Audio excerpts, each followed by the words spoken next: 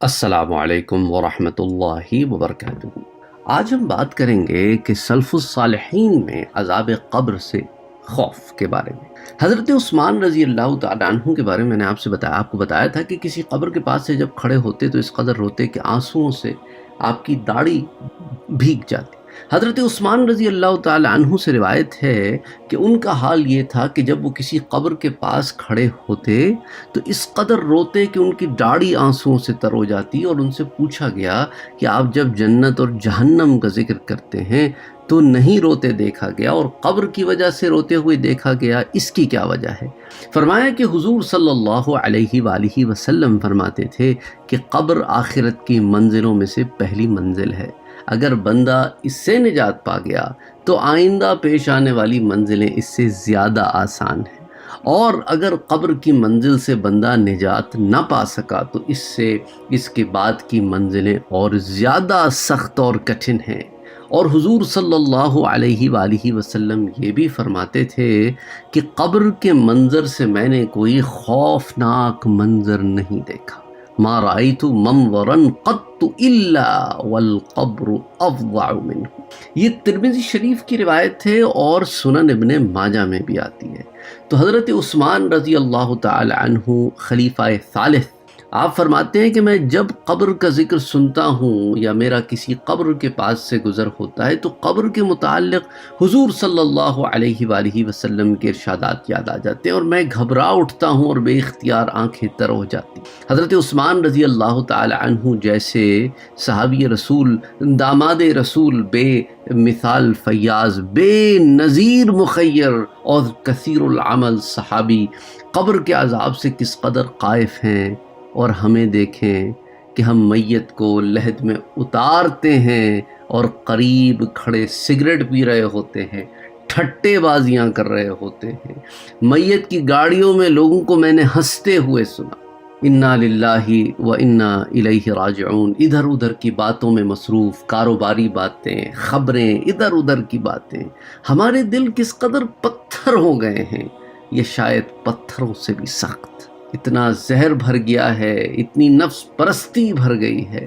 اللہ معاف کرے، اللہ معاف کرے، اللہ معاف۔ لوگوں کو دیکھا گیا ہے کہ اپنوں کو دفنا کے گھروں کو واپس آتے ہیں، دریاں بچھاتے ہیں، تعزیت کرنے والوں کے آگے خاطر و مدارت کے حقے رکھتے ہیں، اخبارات وہاں رکھ دیتے ہیں، انا للہ و انا الیہ راجعون۔ جہاں ان کے لیے دعاؤں کا ذکر ہونا چاہیے، جہاں ان کے لیے ایصال ثواب کا معاملہ ہونا چاہیے، وہاں ادھر ادھر کی باتیں ہیں، گپے ہیں۔ کس قدر افسوس کا مقام ہے کہ ایسے مواقع پر بھی اہل میت ہی نصیحت حاصل کرتے ہیں، نہ تعزیت کے لیے آنے والے ہی کوئی نصیحت حاصل نہیں کرتے۔ اللہ معاف کرے، اللہ معاف کرے، اللہ معاف۔ یہ عبرت کے مقامات ہیں، لوگوں کو اپنے اس دنیا سے نہ جانے کا ایک بے خوف سی زندگی گزار رہے ہیں، غفلت کی نیند ہے۔ اللہ معاف کرے۔ حضرت عمر بن عبدالعزیز کے بارے میں آپ کو بتاتا ہوں، محمد بن کعب قرظی سے روایت ہے، عمر بن عبدالعزیز جب خلیفہ ہوئے تو کہنے لگے مجھے بلانے کے لیے میرے پاس ایک آدمی بھیجا، اور میں اس وقت مدینے میں تھا، میں آپ کے پاس حاضر ہوا، میں انہیں حیرت کی نگاہ سے دیکھ رہا تھا، میری آنکھیں ان پر جمی ہوئی تھی۔ آپ نے فرمایا یا ابن کعب، اے ابن کعب، تم میری طرف اس طرح دیکھ رہے ہو کہ اس طرح تمہیں دیکھنے کی عادت نہیں ہے، انک تنظر الی نظرا ما کنت تنظرہ۔ قال قلت یا امیر المؤمنین، تو میں نے فرمایا کہ یا امیر المومنین، میں آپ کو اسی لیے اس طرح دیکھ رہا ہوں جس پر آپ تعجب کر رہے ہیں کہ تم مجھے ایسا کیوں دیکھ رہے ہو، کہ آپ کے بدن کے رنگ اور جسم کی لاغری اور سر کے بال جھڑنے پر میں تعجب کر رہا ہوں۔ آپ نے فرمایا تمہارا اس وقت کیا حال ہوگا تم جب میری 3 حالتیں دیکھو گے، تم جب مجھے میرے گڑھے یا میری قبر میں دیکھو گے، اور جب میری آنکھوں کے ڈھیلے اپنے مقام سے نکل کر میرے رخساروں پر ڈھلک رہے ہوں گے، اور میری ناک سے پیپ اور کیڑے بہہ رہے ہوں گے، اس وقت یہ منظر تم سخت نفرت سے دیکھو گے۔ میں تو اس قبر کی تیاری میں لگ گیا ہوں کہ ادھر میرا برا حال نہ ہو۔ کتاب الزہد، امام احمد ابن حنبل، پیج 195۔ یحییٰ بن ایوب بیان کرتے ہیں کہ خراسان کے دروازے پر جو قبرستان ہے، ایک دن میں وہاں گیا اور وہاں پہنچ کر ایسی جگہ بیٹھ گیا کہ وہاں سے مجھے قبرستان میں داخل ہونے والا صاف دکھائی دیتا تھا۔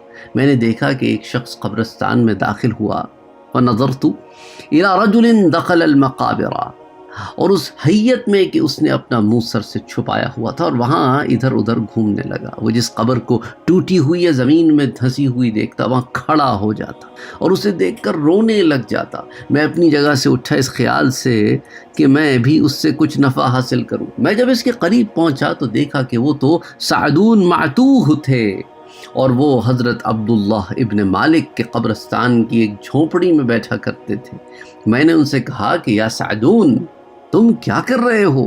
انہوں نے کہا کہ اے یحییٰ، کیا تمہارے پاس وقت ہے کہ ہم دونوں بیٹھ کر ان خاک شدہ جسموں کی حالت پر روئیں؟ میں اس سے پہلے کہ ہمارے جسموں کے ساتھ بھی یہی معاملہ ہو اور ان پر رونے والا بھی اس وقت کوئی موجود نہ ہو۔ پھر انہوں نے کہا کہ یا یحییٰ، اللہ کے روبرو قیامت کے دن رونے سے یہ زیادہ بہتر ہے کہ جسموں کے خاک ہونے کا منظر یاد کر کے ہم اس وقت روئیں۔ اس کے بعد کہا کہ یا یحییٰ، اذا الصحف نشرت، جس وقت کے اعمال نامے کھولے جائیں گے۔ یہ آیت پڑھی اور ایک سخت چیخ ماری اور کہا کہ اے یحییٰ، ہائے افسوس اس وقت کیا ہوگا جس وقت کہ میرے سامنے لایا جائے گا جو کچھ میرے نامہ اعمال میں لکھا ہوگا۔ یحییٰ کہتے ہیں اس موقع پر میں ان کی حالت دیکھ کر مارے دہشت کے بے ہوش ہو گیا۔ جب مجھے ہوش آیا وہ میرے پاس بیٹھے تھے اور میرا چہرہ اپنے آستین سے صاف کر رہے تھے اور کہہ رہے تھے کہ اے یحییٰ، یا یحییٰ، من اشرف منک لو مت، کہ اے یحییٰ اگر تم اس وقت فوت ہو جاتے تو تم سے زیادہ کوئی باشرف نہ ہوتا۔ صفت الصفوہ، جلد نمبر 2، صفحہ نمبر 512۔ حضرت اسمعی رحمۃ اللہ علیہ بیان کرتے ہیں کہ میں ایک مرتبہ سعدون رحمۃ اللہ علیہ کے قریب سے گزرا۔ وہ ایک نشے میں مدہوش بوڑھے آدمی کے پاس بیٹھے ہوئے تھے۔ میں نے کہا سعدون، میں تمہیں اس بوڑھے آدمی کے پاس بیٹھے ہوئے دیکھ رہا ہوں۔ کہنے لگے کہ یہ پاگل ہے۔ میں نے کہا تم پاگل ہو کہ یا یہ بوڑھا؟ کہنے لگے بلکہ یہ بوڑھا پاگل ہے۔ تو میں نے کہا یہ کیسے؟ سعدون نے جواب دیا اس لیے کہ میں نے ظہر اور عصر کی نماز با جماعت ادا کی اور اس نے نہ تو نماز جماعت کے ساتھ پڑھی اور نہ تنہا۔ اللہ اکبر، اللہ اکبر، اللہ اکبر۔ یعنی آپ یہ دیکھیں کہ عقل مند اور پاگل کی پہچان کیا ہے، کہ پاگل وہ ہے جو نمازیں ضائع کرتا ہے اور عقل مند وہ ہے جو نمازوں کو قائم کرتا ہے۔ صفت الصفہ، جلد نمبر 2، صفحہ 515۔ تو عقل مند وہی ہے جو فکر آخرت کے ساتھ اس کی تیاری میں مصروف ہے، ورنہ دنیا کا کتنا بڑا جینیس آئنسٹائن بنا پھرتا ہو، اگر اپنے رب کو نہ پہچانتا ہو تو قیامت کے دن یہ ان لوگوں میں ہوگا جن کا سورہ الملک میں ذکر ہے کہ وہ کہیں گے کہ کاش ہم عقل رکھتے، کاش ہم عقل رکھتے۔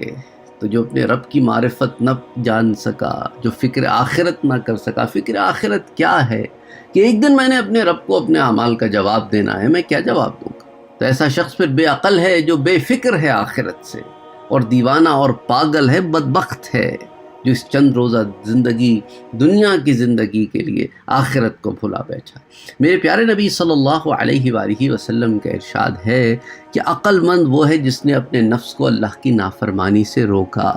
الکیس من دان نفسہ وعمل لما بعد الموت، اور موت کے بعد جو پیش آنے والا اس کے لیے تیاری کی۔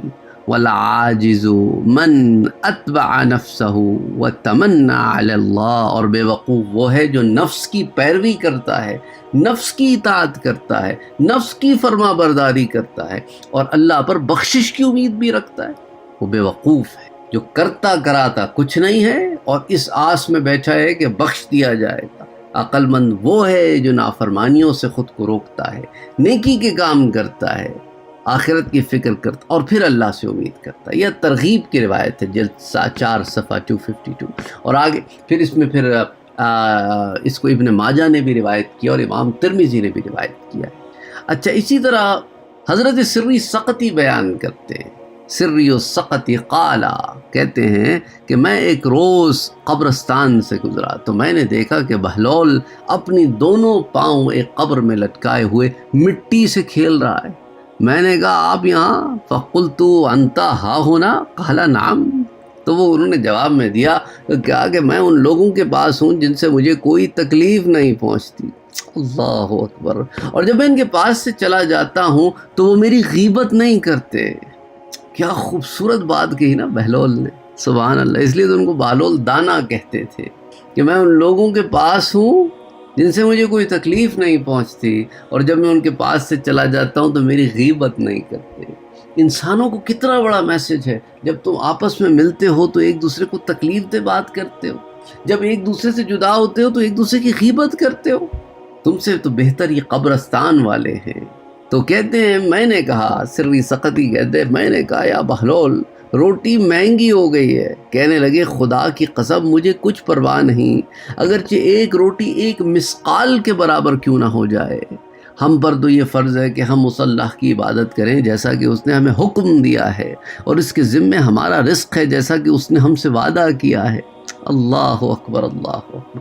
توکل کا عالم دیکھیں، ان علینا ان نعبدہ کما امرنا وعلیہ ان یرزقنا کما وعدنا ثم ولى عني وهو يقول۔ اس کے بعد وہ میرے پاس سے اشعار پڑھتا ہوا رخصت ہو گیا بہلول کہ یا من تمتع بالدنیا وزینتها، کیا وہ شخص جو دنیا اور اس کی زینت سے مستفید ہو رہا ہے، ولا تنام عن اللذات عیناہ، اور آنکھیں اس دنیا کی لذتوں میں محویت کے باعث بیدار ہیں۔ افسوس افنیت عمرک فیما لست تدرکہ، کہ تو اپنی عمر ایسی فضول چیزوں کے حصول میں ضائع کر رہا ہے۔ تقول للہ ماذا حین تلقاہ، اللہ اکبر۔ تو ایسی چیزوں کے حصول میں اپنی زندگی کو ضائع کر رہا ہے جسے تو حاصل نہیں کر سکتا۔ تو جب تو اللہ کے حضور پیش ہوگا، تقول للہ ماذا حین تلقاہ، تو جب اللہ کے حضور پیش ہوگا تو اسے کیا جواب دے گا؟ صفت الصفہ جلد نمبر 2 صفحہ نمبر 516۔ اسی طرح خلف بن سالم کہتے ہیں کہ میں نے ابو علا المعتوہ سے پوچھا جب بغداد کے محلہ مخرم میں داخل ہو رہے تھے کہ ابو علی کیا آپ کے پاس رہائش کے لیے، رہنے کے لیے کوئی ٹھکانہ ہے، کوئی جگہ ہے؟ انہوں نے جواب دیا جی ہاں۔ میں نے پوچھا کہاں؟ فرمایا ایسا گھر جس میں کہ صاحب عزت اور کم عزت والا سب برابر ہیں۔ مرویہ میں نے پوچھا کہ ایسا گھر کہاں ہے؟ فرمایا ابو علا المعتوہ نے کہ قبرستان۔ میں نے پوچھا کہ یا ابو علی آپ رات کی تاریکی میں کس طرح گزر کرتے ہیں؟ ابو علی نے جواب دیا کہ پوچھنے والے کیا پوچھتے ہو، میں قبر کی تاریکی اور اس وحشت تنہائی کو کثرت سے یاد کرتا، اس طرح رات کے اندھیرے میں وقت گزارنا مجھ پر آسان ہو جاتا ہے۔ میں نے کہا آپ نے قبرستان میں کبھی کوئی ناگوار چیز بھی دیکھی ہوگی؟ رأیت فی المقابر شیئا تنکرہ، قال ربما ولكن فی حول الآخر ما یشغل عن حول المقابر۔ فرمایا ممکن ہے لیکن آخرت یعنی قیامت کا خوف مجھے قبرستان کے خوف سے لاپرواہ کر دیتا۔ سبحان اللہ۔ صفت الصفہ جلد نمبر 2 صفحہ 518۔ حضرت عیسیٰ علیہ السلام کا ایک واقعہ آپ کو بتاتا ہوں۔ حضرت عیسیٰ علیہ السلام اپنے حواریوں کے ہمراہ قبرستان میں قبر پر کھڑے تھے۔ حواری آپ میں سے وہ لوگ جو نہیں جانتے، قرآن میں بھی یہ ورڈ آیا ہے، یہ بیسکلی وہ لوگ جو آپ پر ایمان لائے اور اس کے بعد آپ کی مصاحبت میں آپ کے ہمراہ رہتے تھے، آپ کے صحابی۔ تو آپ ان کے ہمراہ قبرستان میں قبر پر کھڑے تھے۔ اسی موقع پر آپ کے حواریوں نے قبر کی تاریکی، اس کی تنگی، اس کی وحشت کا ذکر کیا۔ تو عیسیٰ علیہ السلام نے ارشاد فرمایا تم اپنی ماؤں کے پیٹ میں اس سے بھی زیادہ تنگ و تاریک مقام پر تھے۔ جب اللہ سبحانہ و تعالی فراخ کرنا چاہتا ہے، فراخ کر دیتا ہے۔ کتاب الزہد امام احمد بن حنبل پیج نمبر 54۔